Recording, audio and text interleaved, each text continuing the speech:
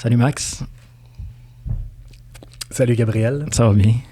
Merci, toi aussi. Oui, très bien. Merci d'être là. Ça faisait longtemps que je voulais t'avoir. C'était primordial pour moi. Tu es un ami de toujours, en fait. J'essayais de calculer ça dans les derniers jours. Ça fait à peu près une trentaine d'années, je crois. Fin du primaire, secondaire 1 via le basket. C'est comme ça qu'on s'est connus. On a toujours joué toute notre secondaire ensemble au basket. On a encore la même gang d'amis d'ailleurs qui se tient depuis cette époque-là. On les salue. On les salue.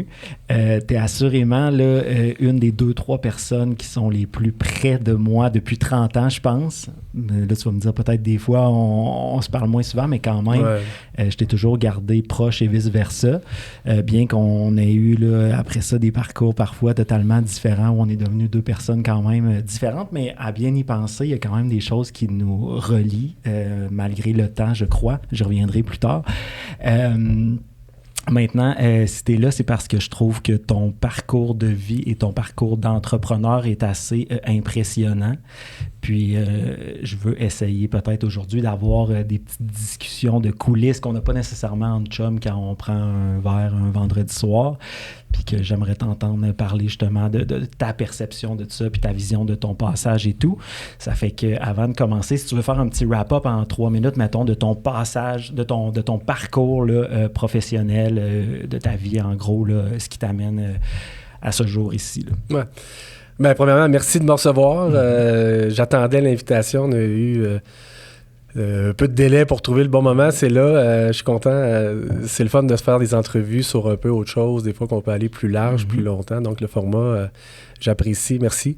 Donc, dans le fond, ma carrière, histoire très courte, là. École secondaire au public, basket avec... des notes très bonnes, au-dessus de la moyenne, sans trop d'efforts. Là. Je pense qu'on avait les deux, justement, un peu cette capacité-là d'avoir des résultats bons sans trop faire des devoirs toute la semaine, là, pour avoir plus de temps pour aller jouer au ballon, justement. Puis, cégep, sciences humaines, cégep Garneau, profil méditerranéen, histoire et civilisation. Honnêtement, j'ai pas de souvenir de mon cégep. Il me reste vraiment rien. C'est très vague, là. Mais bon, à la fin du cégep, moi, je me souviens que j'avais fait mon cégep en 5 sessions volontairement pour avoir une session d'hiver, ma 3e année, que je voulais absolument aller prendre du temps pour aller visiter l'Europe. Donc, j'avais déjà planifié d'avoir des sessions allégées pour en faire 5, pour après ça travailler à temps plein, ramasser un peu d'argent, partir en Europe. Puis quand c'était le temps de s'inscrire à l'université, j'avais 2 inscriptions. J'avais droit, puis j'avais communication. Puis finalement, j'ai mis droit dans la boîte aux lettres. Je me disais que le droit mène à tout, les débouchés sont plus grandes. J'avais les notes pour entrer. Puis, donc, bac en droit. Bac en droit que j'ai commencé justement avec un horaire allégé parce que je travaillais à l'époque au pub de l'Université Laval. Mes grandes années d'université. Donc, je prenais 4 cours par session. Puis après 2 ans, je me suis dit, bon, si je fais 2 cours d'été, 5 cours l'automne de ma 3e année, 6 cours l'hiver, 3 cours d'été, je vais avoir fini mon bac en 3 ans, puis j'irai me reposer à l'école du barreau, où à l'époque, il y avait une formation professionnelle, soit en 4 mois, directement avec les examens en décembre, puis tu passes ou tu passes pas, ou une formation en 8 mois, où les 4 premiers mois, c'était de la formation, pas d'examen. Donc, c'était comme de la pratique. Donc, ça faisait mon affaire de faire le barreau en 8 mois, puis c'est le pari que j'ai pris, donc de clencher, dans le fond, presque un demi-bac en 1 an, et au barreau, après ça, l'école du barreau, en 8 mois, passer l'examen du premier coup sans trop de problèmes. Là. Bon, j'ai pas eu 90, mais l'important, c'est d'avoir 60. Ensuite, stage en droit, en entreprise. J'avais une référence là, une enseignante à l'université qui était avocate en entreprise. Donc, j'avais déjà une plug pour un stage. Puis ensuite, j'ai eu une autre plug pour rentrer dans un cabinet d'avocat en droit des affaires. Puis, je me suis rendu compte aussi qu'avoir des plugs pour des emplois, mais ça aide pas nécessairement si c'est pas ce que tu veux faire. Donc, suite à ça, j'ai eu l'opportunité d'aller en Asie pour visiter. Donc, j'avais vraiment laissé ma job. J'étais parti en Asie 3 mois. Quand je suis revenu, j'ai cherché à y retourner. Puis, j'ai réussi à avoir un emploi, donc en 2010, un emploi d'avocat à Hong Kong en droit de l'immigration, où j'ai fait 2 ans et un petit peu plus, avant de partir ma propre compagnie en immigration en Asie, à Hong Kong, avec des antennes au Vietnam, en Chine. Et j'ai fait 5 ans dans cette entreprise-là, vraiment à mon compte, avant de revenir au Québec en 2016 pour commencer à faire des dossiers d'immigration encore, mais plus des dossiers locaux. Donc, des références à gauche, à droite, des gens au Québec qui avaient des questions d'immigration. Puis, de fil en aiguille, mon cabinet a grossi. Une stagiaire, 2, 3, 4, 5. On a monté le bureau, un avocat. Donc, aujourd'hui, on est 10 dans le bureau, on fait exclusivement des dossiers d'immigration. Puis j'ai la chance d'être très médiatisé pour commenter l'actualité d'immigration. OK. Ça fait que là, tu as combien d'employés qui... Actuellement, on est 10 dans le bureau. J'ai récemment associé 2 avocats juniors que j'ai formés au fil du temps, que j'ai offert d'acheter participation dans l'entreprise. Là, donc, pour avoir une relève, puis aussi une capacité de prendre un bon volume de dossiers, puis en me déchargeant tranquillement aussi, parce que on va en reparler, mais le poids des années sur une carrière, ça finit par peser lourd. Mais je regrette rien. Mais là, on est rendu à un niveau où on est un bureau, disons, de taille moyenne, mais pour un cabinet d'immigration, on est très gros, dans le sens que c'est beaucoup des travailleurs autonomes qui n'ont aucun employé, des gens qui sont chez eux, qui font 2-3 dossiers par semaine. Il n'y a pas beaucoup de cabinets établis, encore moins à Québec. Donc, on a un positionnement qui est enviable. De la façon là, que tu parles de ton histoire, ça semble être, sans dire une série de coïncidences.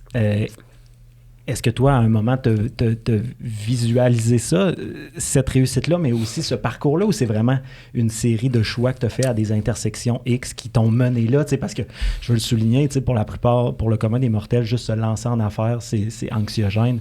Tu l'as fait à Hong Kong. C'est incroyable, là, juste ça en soi. Est-ce que tu avais vu ça? Ou ça s'est produit comme ça, puis tu as comme foncé tête baissée vers les défis qui s'offraient à toi? On avait la discussion avant d'enregistrer là, sur justement est-ce que tout était prévu, calculé? Puis tu me fais réaliser que c'est vrai que donc, plus jeune, peut-être à 15-20 ans, je pense que je calculais très bien mes affaires. Mon père, une fois, me l'a remis au visage dans le souper, il disait « Maxime, il a toujours tout prévu ses affaires. » Pour les gens autour, ça a l'air d'être tout calculé. Pour moi, dans ces moments-là, je me souviens très bien que je savais ce que je faisais, puis pourquoi je le faisais, puis l'échéancier. Par contre, il y a eu un bout, il a fallu, pareil, sauter dans le vide. Quand on a créé la compagnie Yellow Consulting, YELO, You'll Enjoy Life Overseas, moi, j'avais pensé à l'acronyme, vous allez aimer la vie outre-mer. On fait de l'immigration, un beau logo, lettres attachées, c'était léché, c'était funky, on était jeunes, moi j'avais 29 ans. Là, mais donc il y a eu un bout où on a sauté, puis je me rappelle très bien de toute cette période-là. J'avais demandé au mari de ma mère, j'étais en discussion, je disais écoute, avec mon patron, c'est tel que tel, j'ai l'impression que j'ai fait le tour, j'ai le goût d'explorer d'autres choses. Puis je disais, tu penses que ça prend combien d'argent pour partir en affaires, d'épargne, tout ça? Lui, il m'avait dit, 25 000. Il dit, si tu as 25 000 de côté, tu vas pouvoir avoir de l'argent pour les moments durs, puis tout ça. Et une fois que j'étais arrivé, je dis, regarde, moi, j'ai 25 000. Puis après ça, avec mon associé, Mathieu, avec qui on a démarré l'entreprise, on a pris 4 000 $ canadiens, c'est pas grand-chose. On l'a mis dans le compte, mais on a toujours roulé une entreprise assez serrée. On faisait pas des dépenses extravagantes. Mais il y a eu un bout où on a moins contrôlé. Puis depuis ce temps-là, je contrôle moins parce que on est pris par les politiques gouvernementales en droit de l'immigration. Il y a une réforme. Demain matin, le programme ouvre, ferme, les conditions changent. Il faut que tu réajustes tout le temps. Donc là, depuis plus que 10 ans, je dirais, je suis toujours constamment en train de réaligner ma chaloupe. Je navigue, mais à tous les 6 mois, il faut faire le plan d'affaires. On ne peut plus dire juste « Ah, je vais faire ma carrière sur tel type de dossier. Je vais faire 30 ans là-dessus. » Comme c'était à l'époque, quand moi j'ai commencé en Asie, à Hong Kong, le programme immigrant investisseur était en vigueur depuis 1986. Ça roulait, tout roulait bien, jusqu'à temps que ça commence à cafouiller. Aujourd'hui, le programme vient de rouvrir. Ça faisait 4 ans que c'était fermé. On cible uniquement des francophones. Il n'y a plus de marché pour ce programme-là. C'est des décisions politiques. Donc là, on est à la remorque, la vision des gouvernements du Québec puis du Canada en matière d'immigration. Donc là, ça nous oblige on ne peut plus calculer. On est en mode plus réactif. Là, c'est une vision externe, encore une fois, un peu comme tu as dit, là, ton père t'a dit des choses que tu semblais tout calculer. Moi, c'est aussi la vision. On dirait que tout est planifié. Tu es toujours un peu au-dessus de la mêlée. Tu sembles gérer ça de main de maître. Moi, de mon regard extérieur, ton parcours d'entrepreneur, tu n'as jamais vraiment vécu d'échec. Tu vas peut-être me détromper si c'est le cas, mais je me demandais, là, c'était quoi justement ta relation par rapport à l'échec en tant qu'entrepreneur? As-tu déjà vécu une déception ou quelque chose qui n'a pas fonctionné comme tu voulais? Parce que j'ai l'impression que tout te sourit puis que c'est comme une échelle sans fin depuis que tu as commencé. J'avoue là-dessus que... non, mais ça me rappelle une phrase d'un artiste que j'aime beaucoup, que tu connais, qui s'appelle Youssoupha, qui disait justement dans un album en 2012, dans les années où j'étais en train de dire, bon, je pars à mon compte, ou tu sais, en Asie, c'est effervescent en Asie. Tu sais que tu peux réussir de tout ce qu'il faut pour... Tu vois autour les exemples de succès, il y a du monde, ça brasse. Mais Youssoupha disait dans une chanson, il dit, bizarrement, depuis que j'ai plus rien à perdre, je ne fais que gagner.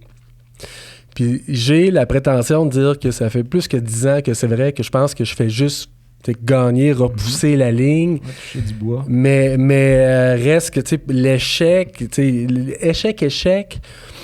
j'ai souvenir d'avoir eu beaucoup de déceptions. Tu sais, exemple, des fois dans le bureau, on mise sur des employés. Il y en a qui décident de quitter. Il y en a qui parlent dans ton dos. Tu sais, ça fait des déceptions d'entrepreneurs que je n'avais pas anticipé. Disons, quand j'ai démarré ma compagnie en 2012, on était deux. Nous, on n'était pas pour parler dans le dos de l'autre. On était une équipe. Là, tu sais. Donc, j'ai des déceptions. Des échecs, non, mais j'ai eu des claques d'en face aussi. Exemple, tu penses faire un certain volume d'affaires, exemple, dans un programme d'immigration, je reviens à ça, mais le programme, finalement, est en réforme, va ouvrir juste l'année prochaine. Donc là, ça t'oblige à te réinventer puis dire, OK, ben là, mon plan, c'était ça, mais le plan B, c'est quoi? Puis ça prend un plan B parce que j'ai pas de tremplin dans ces années-là en Asie, aucun filet social. Tu sais, donc moi, à cette époque-là, je me rappelle, c'était l'époque des carrés rouges un peu et tout ça. Puis, tu sais, moi, je disais... J'ai des valeurs de gauche, de partage, de socialisme, tu sais. Mais j'ai un mode de vie d'extrême droite. Ça marche pas, il y a personne qui va me sauver le derrière. Là, tu sais.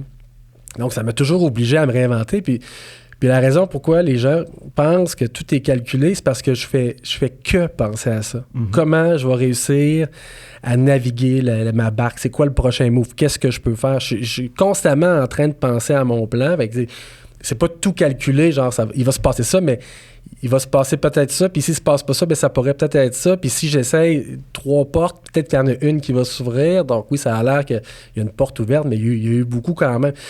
Je me suis fait plus souvent dire non que oui dans ma vie, okay. Là, tu sais. Puis j'ai appris de ça, tu sais, à force de te faire dire non, mais ça veut dire, OK, peut-être que ma proposition était pas parfaite, peut-être que je pourrais améliorer ça. Pourquoi j'ai pas eu l'attention de ce média-là quand j'ai sollicité une entrevue? Ben, peut-être que j'avais pas la proposition qui recherche. Donc, je suis toujours en train de réévaluer. Je passe trop de mon temps à penser à ça, mais ça fait partie, tu sais, moi, je traîne... Ma carrière, c'est moi, donc je la traîne partout où je vais, même quand j'essaie de prendre des congés. Est-ce que ça, c'est anxiogène justement pour toi de te dire des fois, il me semble que tout va bien, ça pourrait chuter, ou tu sais, je pensais à ça hier, tu sais, comme entrepreneur, des fois, c'est comme si toute ta vie, tu créais un château de cartes, puis là, à un moment donné, toi, tu es peut-être rendu au point où ta job au day-to-day, c'est de t'assurer que le château, il tient maintenant, tu sais. Tu comprends? Tu as atteint probablement encore plus que ce que tu souhaitais atteindre à la base. Maintenant, c'est de rester là. Ouais. Est-ce que c'est une source de stress ou... Oui, dans le sens que tu peux tomber à tout moment, tout ça, puis ça vient stressant, mais le but, je pense, c'est de ne pas tomber dans les pièges. Le piège, moi, je en parle souvent, c'est l'embourgeoisement.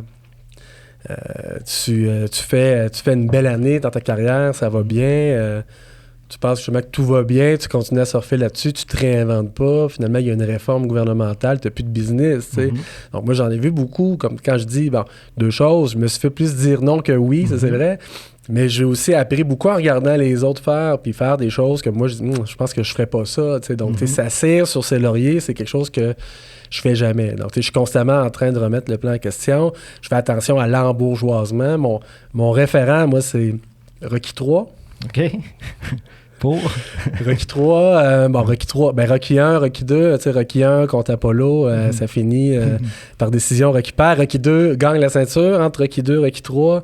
Rocky défend la ceinture, sans bourgeoise, gagne des gros chèques, s'entraîne pas trop, son gérant lui fait prendre des adversaires faciles, finalement, il se fait mettre KO par un gars qui a plus faim que lui, tu sais. Puis là, son entraîneur, il dit Rocky, tu t'es embourgeoisé. Puis bon, Rocky, oui, c'est romancé, c'est un film, mais c'est un film à réécouter, tout le monde, sur la dépression sportive, la pression d'un athlète. Puis dans la vraie vie, tu regardes Georges Saint-Pierre dans les combats ultimes, la première fois qu'il gagne la ceinture, sa première défense, il s'est pas trop entraîné, il est pris à la légère, il s'est fait mettre KO en 30 secondes. Donc, tu sais, l'orgueil, la claque que tu prends quand tu regardes ça, autant dans un film ou dans la vraie vie, tu te dis « Oh mon Dieu, moi, je veux pas que ça m'arrive. Comment je fais pour que ça m'arrive pas? » C'est trouver le moyen de rester affamé, puis de pas s'embourgeoiser, puis de trouver le plaisir à se réinventer, parce que c'est sûr que c'est plus plaisant de s'asseoir sur ses lauriers puis de manger des huîtres avec du champagne au bar. Mais la vraie vie, c'est que quand tu as perdu ce que tu avais, aller le rechercher, tu veux pas ça. Donc, tu t'arranges pour essayer de rester au top le plus longtemps possible. Donc, oui, dans ma carrière, c'est un peu ça. Mais moi, à la base, je suis plus un travailleur autonome. Tu sais, si je fais le parallèle encore avec les programmes d'immigration, il y a le programme des entrepreneurs, il y a le programme des travailleurs autonomes, il y a le programme des investisseurs. Bon, on laisse faire les investisseurs, mais entre entrepreneurs, travailleur autonome, lui, il fait ses dossiers, il veut faire son argent, il veut gérer son horaire. Quand il y en a assez, il arrête, il est content. L'entrepreneur, lui, il veut monter une multinationale, la coter en bourse, puis la revendre pour des milliards. Moi, à base, je suis un travailleur autonome. Je veux faire mon horaire, avoir une qualité de vie. Je me comporte comme un entrepreneur parce que je performe bien. La demande est forte, puis on répond à tout le monde. J'ai un enjeu, j'ai un souci de service à la clientèle, puis j'essaie de répondre à tout le monde. Donc, il faut que j'embauche des gens en dessous, mais c'est pas mon plan de carrière que d'avoir mon bureau avec 100 employés. Là. Vraiment pas. Mais là, on est à un niveau où on a un bon volume de dossiers, ça marche bien, mais ça peut retomber à tout moment, donc on essaie de garder le cap. Cette mentalité-là là, de gagnant ou de persévérant, là, ça vient d'où, tu penses? Parce que je vais faire encore référence à notre jeunesse au basketball. On était à une école publique, souvent on affrontait des écoles privées qui avaient plus une mentalité de gagnant.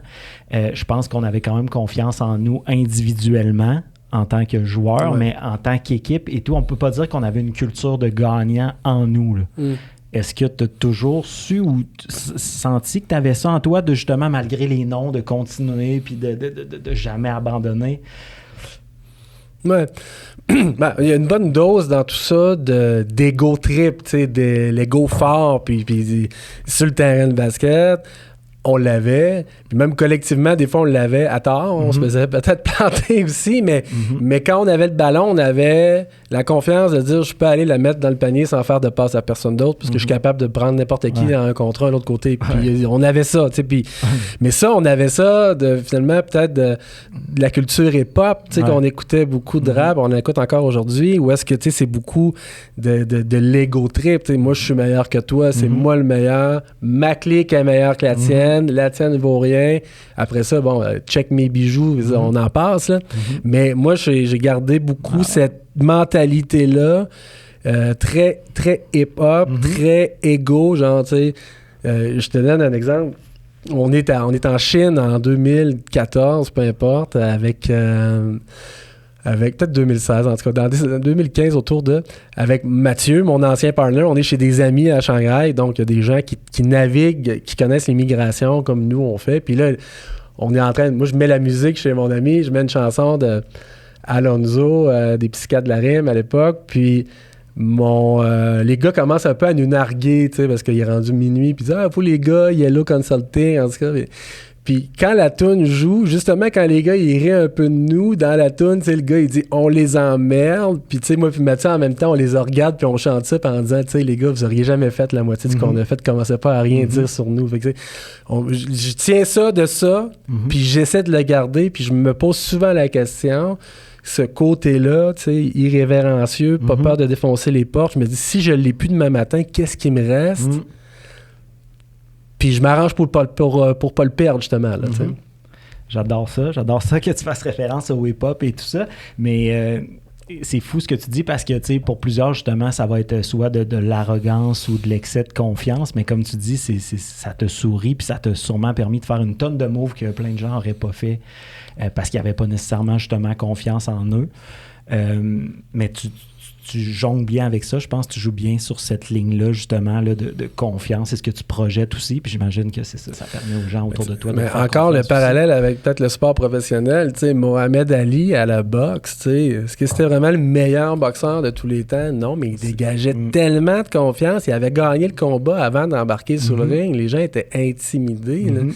Puis ça, c'est une mentalité que j'ai souvent quand je livre des batailles dans mes dossiers où est-ce que, tu sais, je sais que ça va être quelque chose de compliqué, puis ça va me demander de l'énergie, puis justement, faut y croire, tu sais. Mais la mentalité, champion du monde des poids lourds de boxe, tu sais, quand t'es champion du monde des poids lourds de boxe, c'est quand même toi, en anglais, ils disent « the baddest guy on the planet », tu sais, c'est toi le plus méchant, c'est toi le plus fort. Fait qu'après ça, viens déloger. Mais quand tu te promènes dans la rue en disant, tu sais, puis sans dire que, tu sais, parce que oui, des fois, tu peux être trop confiant puis tu peux te cogner. Puis ça m'est déjà arrivé aussi, des fois, d'être trop confiant, mais tu sais, ça nuit pas d'avoir de la confiance. Là, fait que c'est pas un frein de dire, il me semble que je pourrais avoir un petit peu de confiance en moi puis y croire.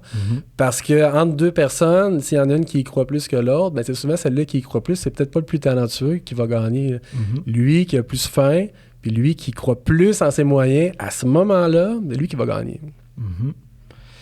Je t'amène un petit peu ailleurs. Ben en fait, tu sais, quand tu dis que quand moi j'ai la perception que tu es toujours un petit peu au-dessus de la mêlée puis que tu gères tout bien, peut-être que je me trompe. J'ai souvenir dans une discussion d'amis de t'avoir déjà entendu dire le truc dans la vie, c'est d'être en contrôle.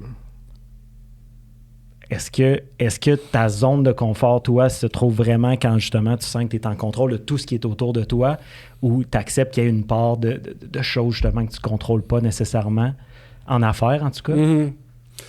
Ben, je laisse pas grand-chose au hasard, là, ça c'est sûr. Quand tu es en affaires, Jeff Bezos disait ça, il faut que tu sois capable de prendre une décision avec 40% de l'info. Puis quand j'ai entendu ça, j'ai dit, mon Dieu, c'est vrai. T'es en affaires, là, tu sais. Si toi, tu conduis le Titanic, là, il y a un iceberg. Tu sais pas, il est proche comment, parce que tu vois pas en dessous de l'océan. Tu as une décision à prendre. C'est là. Tu peux pas consulter quelqu'un. On n'est pas dans un jeu télévisé où tu peux utiliser ton ricochet. Donc, tu sais, en affaires, il faut être capable de prendre une décision en n'ayant pas nécessairement toutes les informations. Mais moi, de mon côté, je m'essaie quand même, j'essaie de rien laisser au hasard. Puis c'est la raison pour laquelle j'ai l'impression, je peux me tromper, mais que ça fait plusieurs années que je suis sur une série de victoires. C'est parce que je ne relâche jamais le morceau. J'aurais pu me relâcher plein de fois. Tu sais, on a fait des belles affaires. J'ai eu des années où c'était super bon, où j'aurais pu me dire, bon, ben parfait, je délègue tous mes dossiers, je rentre plus au bureau, tu sais, mais moi, je suis au bureau tous les jours. Puis quand je suis pas au bureau, ben, je regarde mon téléphone, mes courriels, je les surveille tout le temps. Tu m'as vu tantôt encore. Je pense qu'à ça. Fait que vu que je garde toujours un œil très proche, ben, j'ai rarement de surprises. C'est sûr que nous, on dépose des dossiers d'immigration. Il y a un agent, il y a un fonctionnaire au fédéral, au provincial qui va analyser le dossier. Donc, lui, il va voir le dossier d'un certain œil. Donc, il y a un peu de subjectivité. Des fois, on ne contrôle pas notre destinée à 100%, mais c'est ce que je suis capable de contrôler, je le contrôle, puis je garde toujours un œil dessus. Quand tu gardes toujours un œil dessus, ben, tu perds pas le focus. Tantôt, on jasait, puis tu vois, je me suis rendu compte que j'étais dans le champ gauche par rapport à quelque chose. Je pensais que tu étais quelqu'un qui ne misait que sur la préparation au day-to-day. Tu me dis que plus ou moins. Je me souvenais que tu avais... pour la clé du succès, tu avais attribué des pourcentages à telle chose. Ça serait quoi ta formule gagnante? Ben, ça, c'est tordant. Puis c'est sur YouTube, là, l'entrevue, c'est toi qui faisais ça. C'était Showbiz TV à l'époque, avec Yellow Consulting en 2013. Donc, on démarrait notre activité. Moi, Mathieu Dumont. Donc, moi, avocat, Mathieu Dumont, maîtrise en finance. Donc, tu es vraiment dans les chiffres, puis dans la gestion, les opérations. Puis moi, ben avocat, mais aussi avocat, artiste, entrepreneur, c'est quoi? Donc, tu sais, plus dans le ressenti, disons. Puis, l'intervieweur, je pense que c'était Pierre, qui avait posé la question, tu sais, qu'est-ce que ça prend pour être en affaires? Puis moi, du direct, j'arrive, je disais, ça prend de la passion puis du timing. Puis là, je regarde Mathieu, qui me regarde et qui dit ouais, mais ça prend aussi de la préparation. Puis même moi, de le regarder en disant de la préparation. Quand t'as de la passion et du timing, tout est beau, tu sais. Mais c'est pas vrai, parce que, tu sais... puis si t'as juste de la passion, ben, tu sais, puis t'as pas le bon timing pour agir quand il faut, puis, tu sais, sortir ton prototype, ton projet au bon moment, mais ça marche pas. Mais faut que tu prépares, mais moi, sans dire que je préparais, qu'on prépare une recette, tu sais, même à la maison, mes recettes sont improvisées pas mal. Donc, mais je vais beaucoup au feeling. Mais, donc, ça donne l'impression que quelqu'un dit « Ah oui, lui, il calcule tout, mais à comparer à quelqu'un qui a une maîtrise en finance du HEC, je calcule rien. » là, dans la gestion, je suis pas très bon, mais je suis bon pour voir les grandes lignes. Exemple... je fais pas de budget nécessairement autant dans mes finances personnelles que le bureau, mais je regarde mes revenus. Moi, je me dis, si mes revenus sont bons, puis mes dépenses, je les connais de toute façon, je le sais. Mais moi, je travaille sur mes revenus. Si je monte mes revenus, puis mes dépenses sont ce qu'ils sont, il va en rester à la fin, tu sais.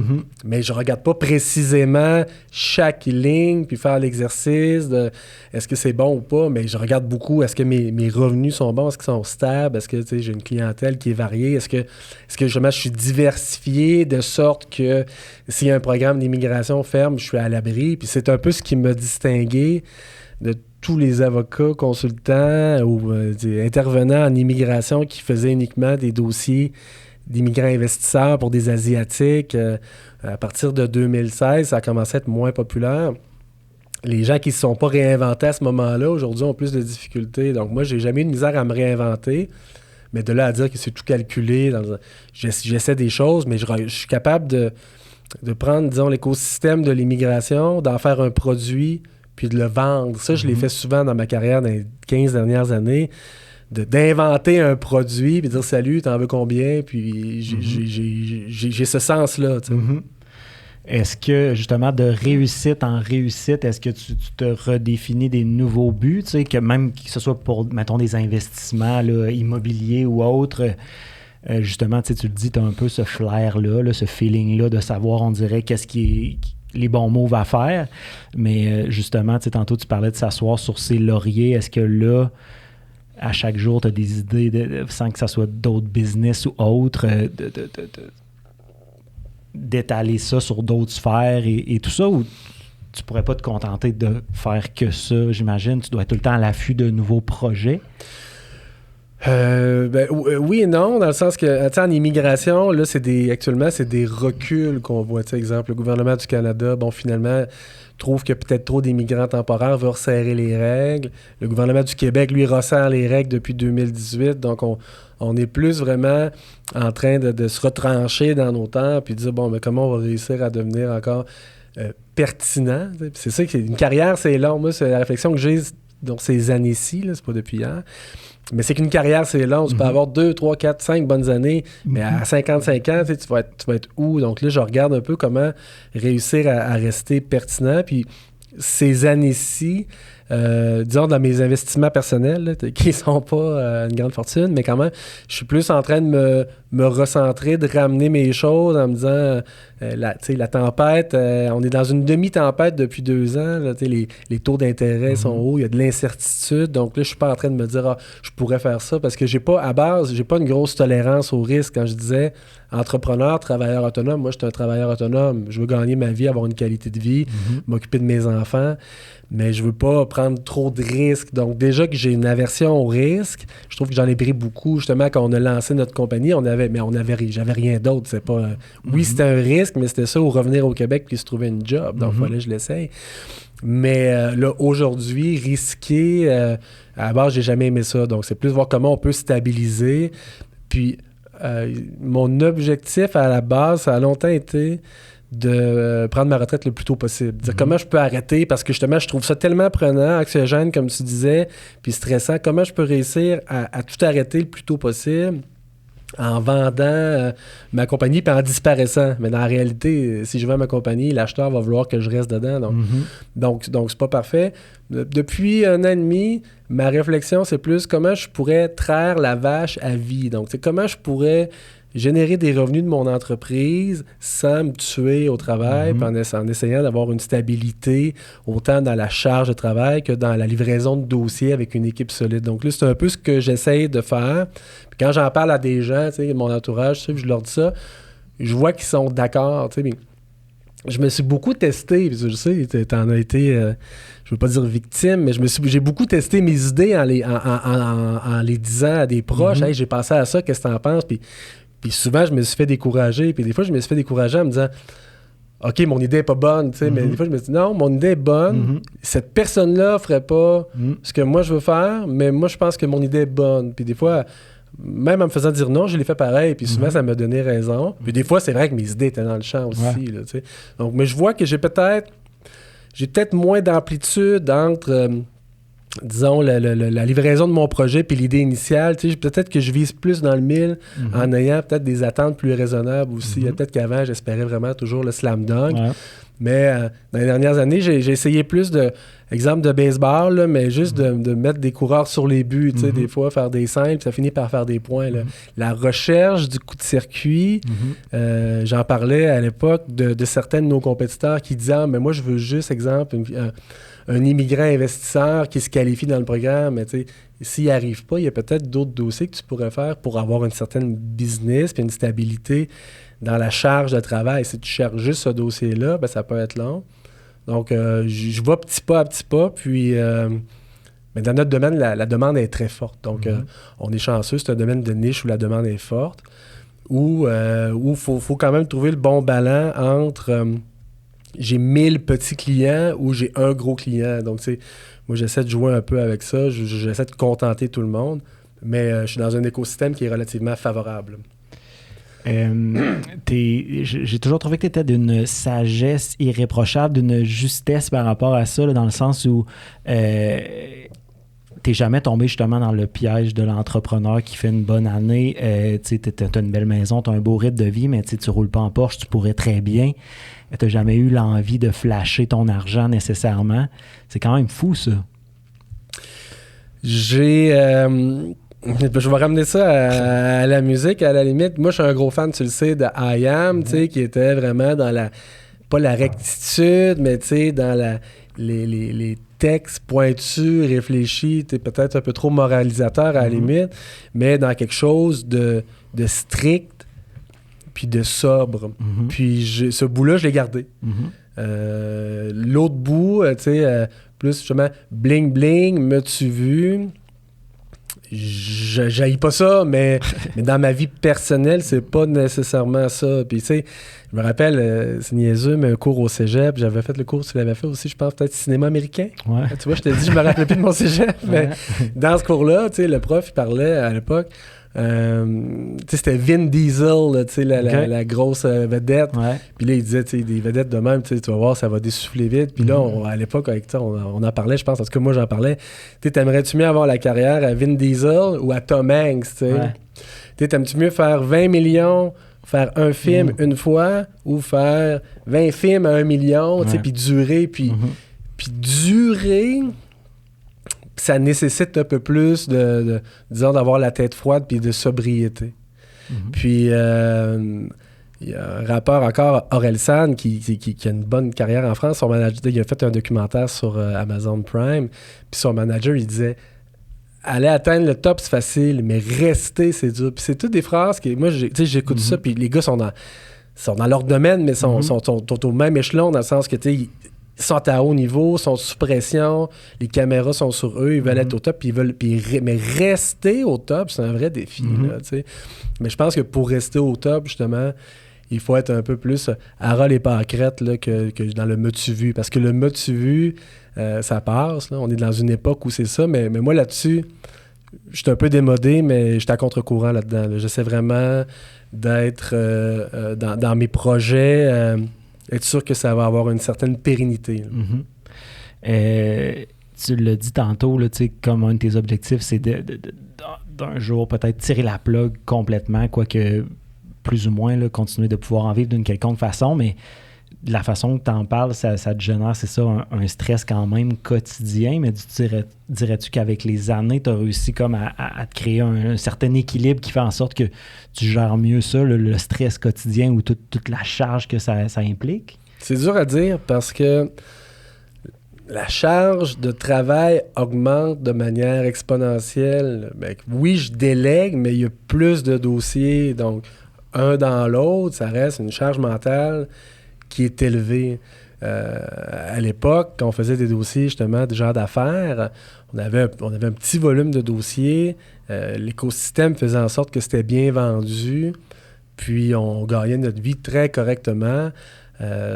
Sans avoir à faire un immense volume de dossiers. Là, aujourd'hui, il faut faire vraiment beaucoup de dossiers. On a une clientèle qui est plus justement des particuliers, donc on respecte la capacité de payer. On ne veut pas perdre des mandats à cause qu'on charge trop cher. Donc, on est vraiment, je pense, dans une tarification qui est acceptable. Dans un contexte où c'est beaucoup des grands cabinets ou des cabinets de comptables qui ont une niche d'immigration qui ne prennent pas de particuliers. Donc, les particuliers, monsieur, madame, tout le monde, sont un peu laissés pour compte. Mais moi, j'essaie de les aider. Là, c'est plus fort que moi. Là, les gens, j'ai les réponses, j'essaie de leur donner, puis je veux respecter une capacité de payer. Donc, ça fait que il y a beaucoup de travail, il y a beaucoup de délégations, mais il y a beaucoup de travail. Donc ça reste une charge qui est assez élevée. Puis, honnêtement, je réfléchis à voix haute. Je pense pas avoir trouvé encore la manière de baisser ce niveau-là de stress. Je pense qu'on finit juste par vivre avec. Là. Puis c'est là où le poids des années fait en sorte que ça peut devenir plus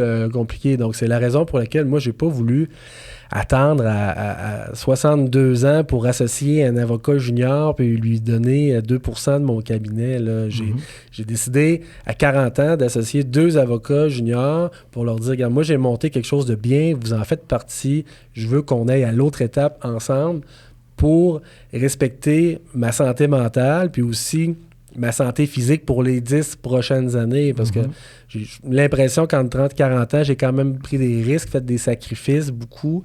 J'aimerais ça qu'entre 40 et 50, si j'étais capable de consolider puis d'avoir une qualité de vie qui demeure bonne pour qu'à 50 ans, donc entre 50 et 60, que je sois pas soit mort ou à moitié mort. Est-ce que tu penses que la fibre entrepreneuriale, on a ça en nous, on apprend comme à dealer, puis il y a une élimination naturelle qui se fait en cours de route?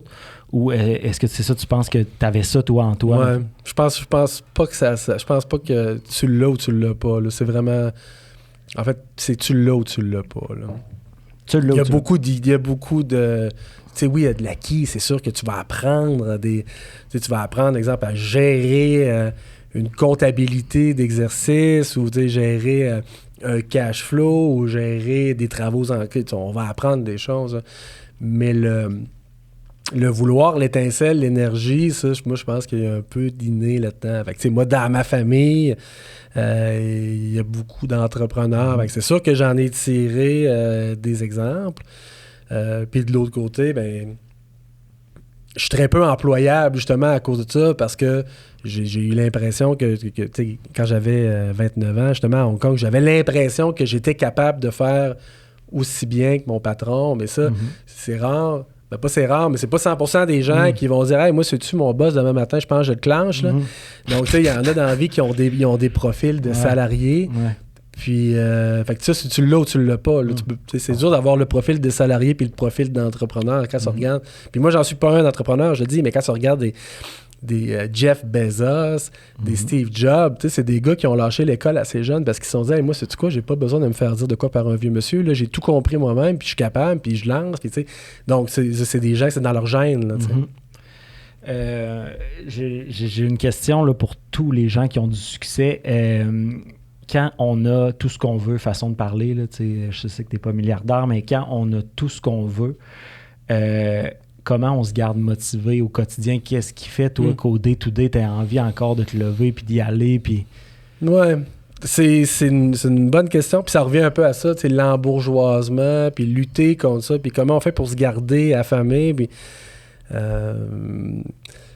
j'écoutais justement, encore, ça fait longtemps, mais une vieille chanson de Youssoupha, encore, je reviens à lui, mais tu sais, il disait « Je reprends le métro pour retrouver l'inspiration d'il y a 5 ans. » Parce que justement, lui aussi, il trouvait que, le 5 ans, il avait faim, il avait la hargne. Écoute le premier album de Coldplay, là, les gars de Narage, tu vois qu'à Londres, il pleut à tous les jours. Puis les gars, tu vois que c'est ça ou rien. Écoute, le dernier album de Coldplay, c'est de la chansonnette. Là, ils sont tombés dans l'embourgeoisement. Là, mais pour ce... J'en reviens encore un peu à ça, pareil. Rocky 3, je l'ai acheté sur Amazon Prime parce que j'arrêtais pas de le louer, là, parce que je l'écoute 3-4 fois par année. Si c'est pas plus, pour regarder. Regarde, c'est ça qui arrive, là. Quand tu t'embourgeoises, puis tu t'entraînes plus, puis tu checkes plus tes affaires, tu te fais péter la gueule, là. Fait que comment tu vas faire pour pas que ça t'arrive? Fait que ça te ground direct, puis dans la vraie vie, bon, Georges Saint-Pierre, je t'en ai parlé, mais aujourd'hui, regarde Conor McGregor.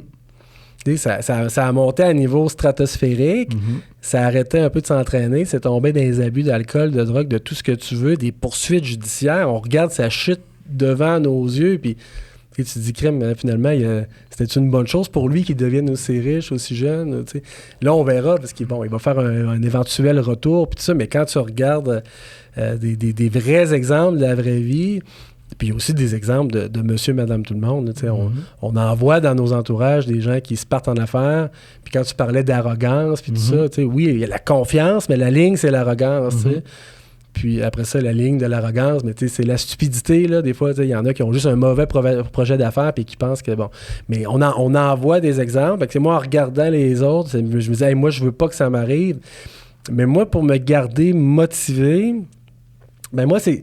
Le matin, je me lève, je me dis, comment je pourrais améliorer la sélection puis la rétention des immigrants au Québec? Puis ça fait 10 ans que je le dis. J'ai écrit mon premier document de réflexion sur l'immigration au Québec en 2014.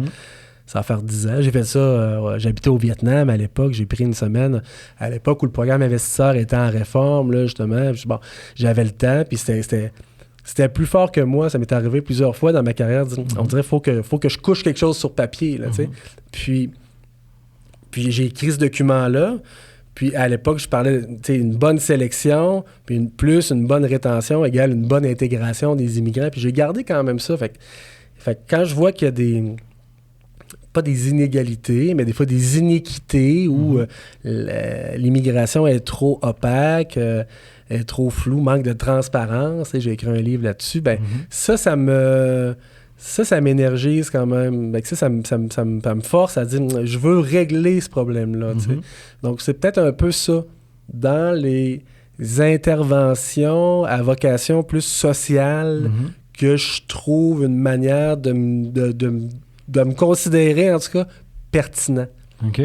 Ouais. Tu viens d'en parler de ton livre. Tu as un côté que j'aime beaucoup puis dans lequel je me reconnais. Si tu as envie d'essayer quelque chose, peu importe ce que les gens vont te dire ou si c'est ta place ou si tu n'as pas étudié là-dedans, whatever, tu vas le faire si ça te tente. Tu as écrit un livre en fin 2023. Oui. Parce que tu avais la conviction qu'il y avait un plus-value, que tu pouvais apporter quelque chose via ça. Tu avais envie d'essayer quelque chose de nouveau. Comment il est venu le livre? Ouais. Ben, je pense que j'avais peut-être un certain besoin de prendre un pas de recul par rapport à juste faire des dossiers puis du papier. Parce que, tu sais, après plusieurs années où j'ai fait mes dossiers par moi-même, après ça avec un petit peu d'aide, beaucoup d'aide, mais toujours en révisant, puis un volume. Sans dire que ça m'a écœuré, après un bout, j'ai eu besoin. Là, donc, début 2023, je sentais le besoin de ventiler, faire d'autres choses. Puis j'étais en train de solidifier mon cabinet avec de la relève. Fait que je me suis dit, je vais leur laisser de la place dans le bureau. Je vais prendre un pas de recul. Moi, je vais faire ce que j'ai à faire dans le bureau, mais vraiment le dossier puis la représentation devant les autorités, je vais commencer à en déléguer. Ça, c'est une chose. L'autre chose, j'ai parlé avec un chroniqueur politique des médias avec qui j'avais eu des contacts l'année d'avant, en 2022, où j'étais chroniqueur pendant l'été à l'émission de Mario Dumont en vacances à Cube Radio. Puis... j'avais parlé avec ce chroniqueur-là, j'avais dit, écoute, comment je pourrais faire pour asseoir ma notoriété, pour que les médias disent, hey, c'est lui qu'on appelle. Des fois, j'ai l'impression, des fois, les médias m'appellent pas. Des fois, j'appelle, ils ne rappellent pas. Des fois, ils m'appellent, mais ils changent d'idée parce que la dernière... Bon. Je m'étais dit, comment je peux faire pour solidifier ma notoriété? Puis cette personne-là, Marc-André Leclerc, m'avait dit, écoute, moi, je viens d'écrire un livre sur la politique. Il m'a dit, as-tu déjà pensé écrire un livre? Puis j'ai dit non, mais en 2014, j'avais déjà écrit un document de réflexion sur l'immigration au Québec, donc j'avais déjà l'intérêt.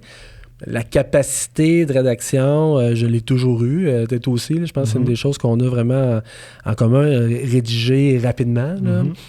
Donc, je savais que j'étais capable. J'ai eu des rencontres avec des éditeurs officiels où une fois, on m'a dit ton ouvrage, la manière que moi je le présentais, c'est du commentaire politique. Donc, on m'a dit, nous, on publie pas ça. Puis un autre éditeur m'a dit, je pense pas que l'immigration, les Québécois veulent vraiment en entendre parler. Donc, tu sais, 2 noms, là. Le premier, je l'ai vraiment pris mal. Moi, j'étais sûr, tu sais, quand tu dis des fois, c'est pas des échecs, mais tu sais, moi, j'étais sûr, je repartais avec un contrat d'édition, je repartais Montréal-Québec, toute la route, là, j'ai ruminé en me disant, ça n'a pas d'allure. Mais ça n'a pas été long, je me suis dit, je vais l'écrire par moi-même, un livre, j'ai pas besoin de personne, de toute façon. Les compétences, les connaissances sur l'immigration, c'est moi qui les ai. Donc, je l'ai fait par moi-même. Mais en parallèle, c'est mon associé Samuel qui me référait à un éditeur, les éditions de l'Apothéose, qui se situe un peu entre un compte d'auteur et un éditeur professionnel. Donc tu paies tes livres, mais en échange, tu as accès aux librairies, au salon du livre. Donc, moi, ça faisait mon affaire parce que j'étais déjà en train de publier mon livre sur Amazon, puis de passer le lien un peu partout sur Internet. Donc, là, qui se rend dans la librairie facilement, c'était bon. Donc, c'était ça le plan de match. Puis l'idée derrière, c'était au lieu de faire de la théorie puis passer à l'exemple pratique, j'ai dit, je vais partir de l'exemple pratique puis je vais ramener à la théorie. Ça va être plus digeste pour monsieur, madame, tout le monde. J'ai décidé de chroniquer l'actualité des migrations des 5 dernières années, un peu à la Pierre-Yves McSween. En as-tu vraiment besoin? Donc, des 53 chapitres assez courts sur un sujet puis un autre à partir de 2018.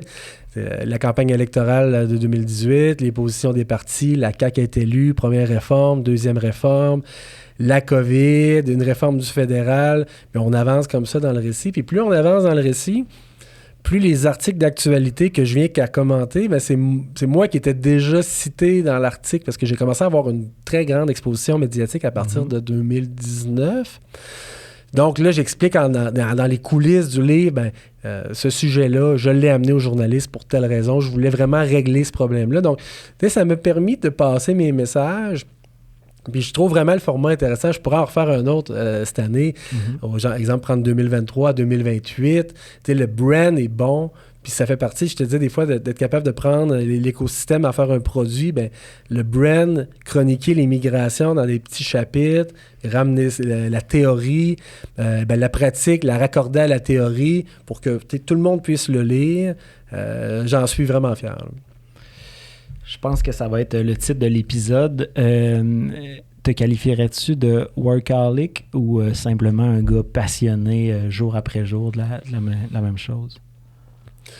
Quand je me suis lancé en affaires, c'était ça. Hein, c'était passion timing. Fait que, c'est sûr que moi, ce qui me passionne, j'y vais. Puis je compte pas les heures. Fait que, je dirais plus la passion. Parce que workaholic, en termes de nombre d'heures de travail, tout ça, ou de fréquence, moi, c'est pas ça. Là, c'est vraiment qu'est-ce qu'on fait. Puis de plus en plus, j'espère avoir l'opportunité dans ma carrière de pouvoir justement prendre des projets en parallèle. Exemple, rédiger un livre, ça m'a quand même pris peut-être 3 mois.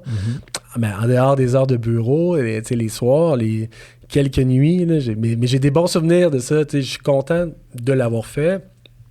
Récemment, j'ai envoyé une poursuite contre le gouvernement du Québec pour la planification de l'immigration dans la catégorie du regroupement familial. C'est un projet que si j'étais trop pris par mon travail parce que je suis workaholic, j'aurais pas pu. J'aurais été juste obnubilé par le gain, le volume de travail puis la profitabilité de mon bureau. Mais j'ai pris du temps sur moi pour dire non, je veux essayer de mettre en lumière la problématique puis de solutionner ce problème-là précisément. Puis là, il a fallu que je me retranche dans mes cours de procédure civile pour rédiger une requête. C'est pas ce que je fais dans la vie. Mais donc, ça va plus dans la passion, à mon avis. Si je veux faire quelque chose, puis je pense que je dois le faire, ça y va tout seul. C'est drôle que tu dises ça parce que juste avant qu'on s'installe, les articles sortaient sur tous les médias avec cette nouvelle-là. Le petit gars, là, le jeune homme que j'ai rencontré là, avant d'arriver sur le marché du travail et tout, je l'ai dit, le constat en 2024, ton parcours professionnel est une réussite. C'était juste un petit gars qui voulait être à l'aise ou je sais pas si tu comprends ce que je veux dire. C'était quoi ton idée de la vie, toi? Qu'est-ce que tu voulais? C'était pas ça que tu voulais nécessairement? Non, c'était pas précisément, c'était peut-être pas exactement ça, mais sur les grandes lignes, avoir une liberté d'horaire, tu sais, quand dans ta tête, tu es un travailleur autonome, tu veux avoir une latitude. Donc ça, aujourd'hui, c'est pas un hasard, là. Je contrôle mon horaire, mais en même temps, comme je te disais tantôt au restaurant, moi, je commence ma semaine de travail le dimanche soir, donc personne ne va me dire que je travaille pas dans la semaine. Je suis au bureau le dimanche soir, qui est là, tu sais. Donc, je fais ce qu'il faut pour pouvoir me permettre d'avoir cette latitude-là, disons, mais à l'université, je me rappelle très bien que mes objectifs de carrière, c'était d'être payé pour prendre l'avion, puis d'habiter dans une grande ville où je peux aller prendre un verre quelque part un lundi soir, puis que c'est le fun. OK. Donc, c'était pas de refaire la justice au complet. Mais ça, en habitant à Hong Kong à 27 ans, c'était carrément ça. Là. Donc, j'ai eu cette vie-là que j'espérais, du moins, de prendre l'avion, d'aller en Chine, de faire le tour de l'Asie pour le travail. Une vie, tu sais, hôtel, avion, c'était des années... vraiment, vraiment rocambolesque. J'ai un bon souvenir de tout ça. Puis, l'effervescence de Hong Kong, je suis retourné le mois dernier, puis c'est drôle là, de se sentir chez soi dans une ville comme Hong Kong, là, spécial. Là. Je suis allé jouer au billard, l'employé du billard, je dis, il me semble que je te connais. Il dit, oui, moi aussi, je te reconnais. Donc, ça faisait longtemps que je n'étais pas allé. J'étais allé en 2019 la dernière fois. Donc là-dessus, mes objectifs, c'était ça. Regarde, c'est peut-être pas parfait, mais ça, c'était les miens. Puis je pense que l'important, c'est quand même d'être capable d'atteindre ses buts. Puis là, mes buts, c'est plus au niveau des valeurs. Tu sais, j'appelle ça mes valeurs d'entreprise. Ma conjointe dit que c'est pas des valeurs, mais pour moi, améliorer la sélection puis la rétention des immigrants, mais si tu te promènes dans la rue le matin puis c'est ça qui t'anime, je pense que c'est bon, là, tu sais. T'es quelqu'un qui a accompli pas mal tout ce qu'il souhaitait justement à travers les années. T'as un vaste réseau de contacts. Est-ce que tu penses pertinemment qu'on peut pas mal justement accomplir ce qu'on veut, quand on le veut vraiment, ou quand on prend action pour y arriver? Quelqu'un qui a vraiment un but ou... C'est drôle que tu dises ça parce que je regardais aujourd'hui mes souvenirs sur Facebook, puis j'avais pris une photo d'un plan d'un condo que j'avais acheté, puis finalement, je ne l'ai pas acheté parce que, bon, ma mère voulait pas que j'élève mon enfant dans un ascenseur, dans une tour, là, donc j'ai acheté, mais j'avais quand même fait une offre, puis mon commentaire sur ce post-là Facebook, qui doit dater de 2016, c'était, si on met tous les efforts, ça peut pas arriver. Fait que, tu sais, j'ai quand même toujours pensé que en même temps, il faut des objectifs raisonnables aussi, là, mais je pense que si on y croit, on va s'y rendre. Puis il y a moyen de faire de la visualisation, puis de l'anticiper, puis de le préparer, là, justement, puis de faire les petits moves pour que, ultimement, ça arrive. Moi, je crois à ça. Là. Un immense merci, mon Max, d'avoir été là aujourd'hui avec moi. J'en profite pour te dire que je suis content de t'avoir dans mon équipe. Il y a certaines personnes qu'on rencontre dans la vie puis qu'on est content de faire partie de l'équipe parce qu'on sait que ça va être une réussite à coup sûr. Je touche du bois encore une fois en le disant, mais pour vrai, tu es un excellent allié. Puis j'en profite pour te remercier aussi parce que je pense que je l'ai fait envers toi, mais tu as toujours été derrière moi dans mes projets personnels, que ce soit la musique ou autre, puis j'ai toujours senti un appui de ta part. Je suis pas quelqu'un qui a besoin de ça. Je pense pas que toi non plus, à l'inverse, mais je pense qu'on s'est quand même tout le temps mutuellement soutenus là-dedans. Ça fait que j'en profite pour te remercier. On s'aime. Merci de m'avoir accordé cette heure-là. Et puis, je te souhaite que ça se poursuive dans la même lignée. Merci pour ce partage-là. Merci beaucoup. Merci.